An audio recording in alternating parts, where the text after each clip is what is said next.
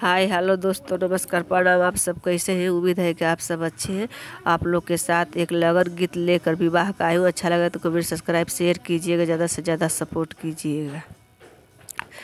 बेटी के बाबा हो बर खोजे निकलेल, बेटी के बड़वा धोइले खाड़।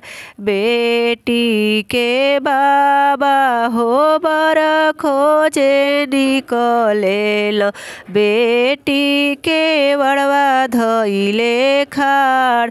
तल सुखी गईले पोखरा सुखी गईले, सुखी गईले नदिया से नार। तल सुखी गईले पोखरा सुखी गईले, सुखी गईले नदिया से नार। पापा के छतिया में दल की समईले, अब बेटी रही ह कुंवार। पापा के छतिया में दल की समईले, अब बेटी रही ह कुंवार।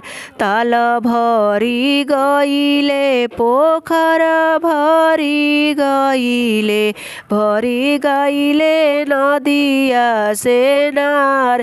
ताल भरी गईले पोखर भरी गईले, भरी गईले नदिया से नार।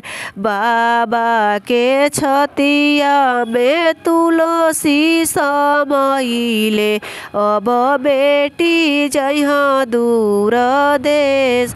बाबा के छतिया में तुलसी समईली, अब बेटी जइहा दूर देश।